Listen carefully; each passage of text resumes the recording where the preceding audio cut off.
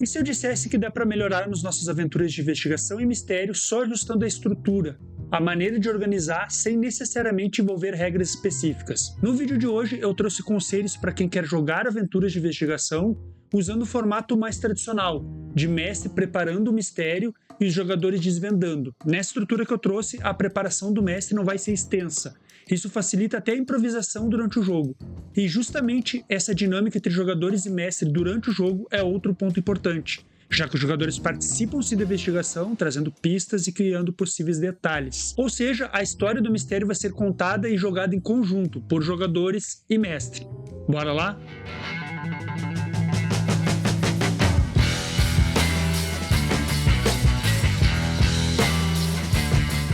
As sugestões do vídeo de hoje são baseadas em minha experiência mestrando e que eu acho que ajudarão, mas elas servem muito se você e seu grupo querem manter esse formato mais tradicional em que o mestre prepara o mistério. Por que eu estou dizendo isso? Tem jogos em que o mistério é criado de maneira mais emergente, na hora da mesa. Brotherhood Bay é assim, o Pandora RPG que eu falei no vídeo anterior também.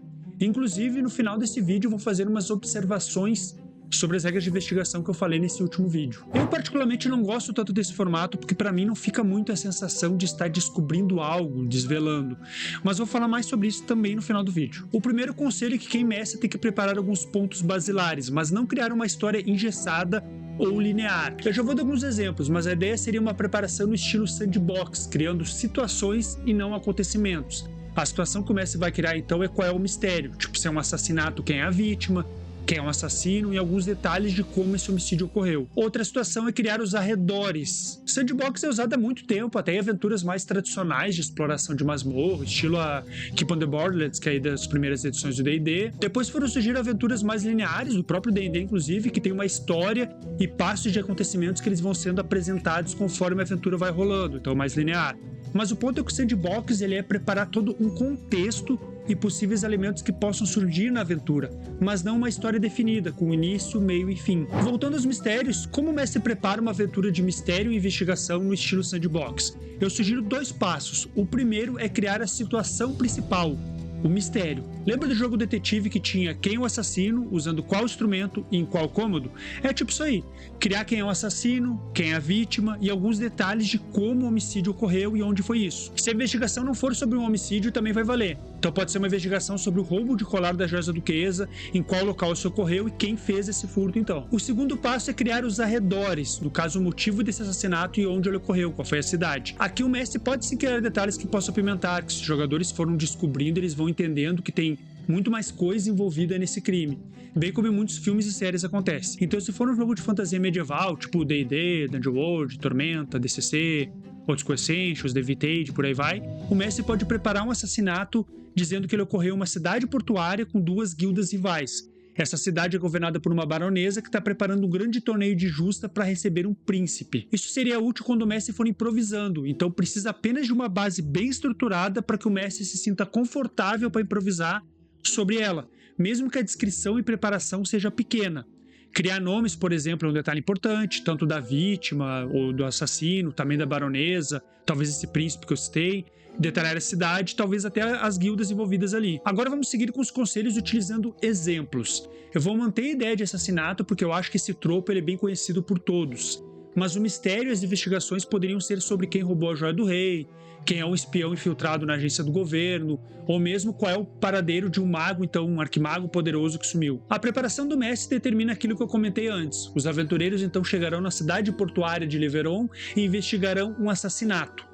O motivo de se envolverem então com essa investigação pode ser vários, tipo o capitão da milícia pede que eles ajudem porque eles são de fora e eles não estão envolvidos com nenhuma das guildas rivais. Ou a baronesa Marise os contrata então, ou algum dos personagens jogadores conhecia a vítima e resolve investigar por isso. Bom, o mestre prepara de antemão que o ladino Olhos de Falcão, membro da guilda dos açucareiros, matou o mercador Lucário, que é integrante e membro influente da guilda dos transportadores.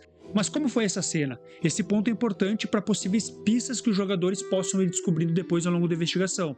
Então Lucário ele foi esfaqueado no quarto da hospedaria ou no beco escuro depois que ele saiu da taverna? Bom, o mestre decide que o Lucário foi morto no beco escuro depois de sair da taverna. E ele foi encontrado, então, o corpo dele no amanhecer seguinte.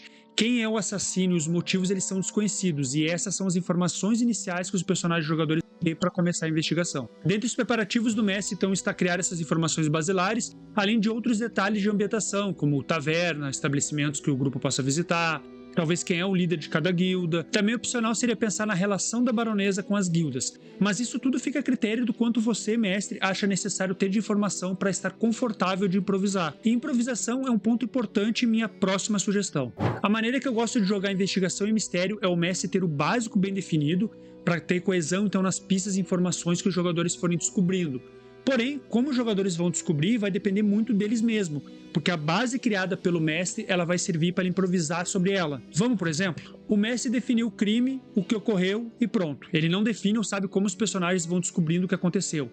Não precisa necessariamente criar as pistas, definir os NPCs que vão ser interrogados, até porque se ficar preso a essas determinações, os jogadores vão pensar de uma maneira diferente e o jogo vai acabar trancando, afunilando. Digamos que durante o jogo o capitão da guarda mostra o corpo do Lucario para os personagens jogadores. Eles analisam a cena do crime, fazem perguntas para o capitão, tudo como o mestre imaginou que ocorreria e o mestre está tranquilo em responder essas indagações. Só que um dos jogadores, analisando o corpo, diz para o mestre que quer analisar para saber se a facada foi desferida por um destro ou por um canhoto. Como seu personagem é um bom detetive forense, ele conseguiria perceber esse tipo de detalhe. Talvez o mestre peça um teste, dependendo do estilo de jogo, ou ele só segue conversando com o jogador. De qualquer jeito, o personagem de fato é apto para descobrir isso. Só que o mestre não sabe se Olhos de Falcão, então o assassino, é destro ou canhoto, ele não pensou nisso. O mestre responde que pelo sentido do golpe e o tipo de laceração, dá para ter certeza que foi um golpe desferido por um canhoto. O mestre ainda acrescenta que o detetive notou que o golpe veio meio de baixo para cima, então o assassino possivelmente é alguém baixo. Nesse exemplo dá para notar essa dinâmica de jogadores trazendo aspectos importantes e o mestre improvisando. A partir dessa resposta, o mestre definiu que o assassino é canhoto e baixo, e não tem problema, só terá que cuidar para essa informação seguir coesa daqui para frente. O importante é não precisar improvisar algo muito importante e básico, como qual é a arma do crime, isso já estava definido. Bom, seguindo, digamos que os jogadores vão indo bem nas investigações. Eles vão em algumas tavernas e conversam com pessoas para entender quem seriam os potenciais assassinos que a Guilda dos Açucareiros utilizaria para matar alguém. Novamente, o mestre não imaginou que alguém perguntaria isso, mas quando a jogadora subornou o taverneiro pelas informações, o mestre responde que a resposta foi algo tipo: o coice de porco e o Olhos de Falcão são sempre quem cuida dessas coisas, dos assassinatos. O jogador trouxe uma demanda para o mestre, mas o mestre então improvisou essa resposta a partir do básico que ele tinha bem preparado. Ele tinha o nome do assassino preparado e a guilda dele. Só teve que inventar mais um nome ali para acrescentar a resposta. Seguindo, a jogadora indaga o taverneiro sobre como andam esses dois, coice de porco e olhos de falcão. Como ela está conduzindo bem essa conversa, ou se ela foi bem em algum teste, o mestre decide na hora que faz sentido ela seguir conseguindo informações, pistas úteis com o taverneiro. Limpando o copo ali, o taverneiro responde: coice de porco estava aí agora há pouco, mas os olhos de falcão faz uns 2 dias que eu não vejo. 2 dias, responde a jogadora. Então ele tá sumido desde que mataram o Lucario. Olha só, agora o Olhos de Falcão é um suspeito, porque os jogadores foram investigando e fazendo perguntas pro mestre, e o mestre foi respondendo e improvisando em cima do pouco que ele tinha preparado e das demandas dos jogadores. Essa história está sendo criada em conjunto, jogadores e mestre, e isso é algo incrível no RPG. Talvez o mistério seja descoberto mais rapidamente do que o mestre imaginou, e não tem problema. Desde o início a questão é que tinha definido quem é o assassino, e cabe aos jogadores descobrir. Como eles descobririam não é o mestre que determina, mas um acontecimento coerente sim. Digamos que os jogadores resolvem agora procurar o Olho de Falcão. Quando acham ele em uma taverna mais afastada, eles ficam observando se ele é canhoto. Decidem criar maneiras para identificar isso, chamando para um braço de ferro, ou jogando uma moeda no ar para ele pegar. São várias ideias que vão surgindo na hora e vão construindo conjuntamente o desenrolar dessa investigação. E eu nem entrei no motivo do assassinato. Será que o Olho de Falcão vai revelar que sua guilda quis eliminar um integrante influente da guilda rival? Ou será que a própria baronesa o contratou ao descobrir que o Lucario superfaturou o preço das entregas e caravanas quando ele soube do interesse da baronesa em fazer um grande festival? Lembre que o motivo do assassinato também foi criado pelo mestre, mas se achar o assassino um objetivo, descobrir a motivação pode ser outro ainda mais difícil, principalmente se o Olho de Falcão ficar calado ou for morto por um de seus comparsas antes, tipo uma queima de arquivo. Tá gostando desses conselhos de investigação e mistério? Então já curte esse vídeo, se inscreve aqui no canal e ativa o sininho que tem vários vídeos com sugestões para grupos, dinâmicas, regras de jogos variados e muito mais. Esses conselhos que eu trouxe são algo geral que serviria para qualquer jogo. Depende um pouco de quem mestre ter alguma experiência, dessa dinâmica também entre os jogadores e o mestre fluir bem. Se fosse uma aventura ou algumas sessões desse estilo, mas não fosse o jogo todo focado em investigação, tipo, não é um jogo de mistério, mas uma aventura nesse estilo para dar uma variada, eu faria uma sugerir. Já se fosse um jogo de investigação, eu acharia interessante ter algum sistema que trouxesse algumas regras que reforçasse alguns aspectos da investigação. Seja o estalo do Arquivos Paranormais, que eu falei no outro vídeo, que eu acho que é uma boa mecânica para quando o jogo fica meio estagnado. Além de ser um recurso de gestão dos jogadores, eles escolhem quando fazer isso, quando ativar um estalo, e eles têm que pagar o preço. O próprio Arquivos Paranormais tem uma regra de dados de prestígio que eu gosto bastante, serve bastante para quando tem uma organização ou um patrono dando uma estrutura para os personagens jogadores, então isso vem bem.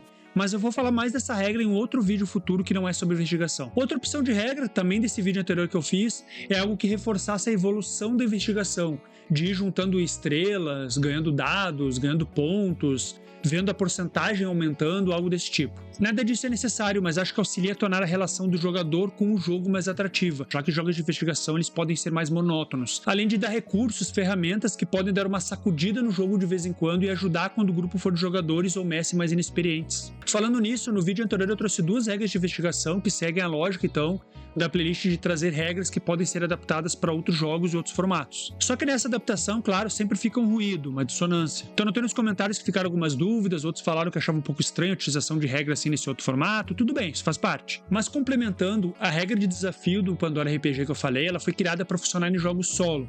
Não cheguei a entrar nesse detalhe no vídeo, mas o jogador cria uma hipótese e vai juntando pistas do mistério que vão sendo criadas na hora. Não tem mestre, e o próprio jogador e as mecânicas do oráculo, que é comum em jogos solo, eles vão criando pistas do que está acontecendo. Eu não gosto tanto desse formato, eu havia comentado já, que eu acho que fica a sensação de estar criando algo na hora e não de estar realmente descobrindo algo, desvelando algo, um mistério que já existe e que eu vou de fato descobrir ele. Parece um pouco aquilo do cavalo correndo para pegar a cenoura que tá na vareta, sabe? Claro, eu estou falando isso especificamente sobre investigações. Essa ideia do oráculo e da criação espontânea do RPG solo, ele funciona muito bem para outras criações de história. Novamente, tudo isso na minha opinião e porque eu gosto de jogar. Não tem certo e errado, tem estilos de jogos diferentes e que bom que a gente tem tantos formatos de RPG para jogar. Bom, voltando à questão dos desafios do Pandora RPG, quando o jogador faz o teste de resolução, se passar, basicamente ele percebeu que aquela hipótese estava certa. Só que não existe um mistério criado previamente. Quando eu sugeri adaptar para um formato mais tradicional, pode ficar estranho um teste final revelar todo o acontecimento. Mas aí vai de nós fazermos alguns ajustes para adaptar. Da mesma forma que os D6 que vão sendo ganhos a cada pista, o mestre poderia adaptar para conceder esses D6 sempre que o jogador passar em um teste para achar uma pista, ou, como eu prefiro, sem teste nenhum. Seria ganho sempre que o jogador interpretar, fizer perguntas para o mestre e nessa dinâmica ele encontrar ou criar uma pista que faça sentido. Para finalizar, além desses conselhos que eu trouxe aqui hoje e do vídeo anterior que eu falo de 2 regras de investigação, eu citei que a relação de quantidade de preparação ela tem que ser o suficiente para o mestre ficar confortável. E isso é algo que eu aprendi com o livro Despreparado Nunca, eu tenho um vídeo só sobre ele, aproveita e já assiste aqui.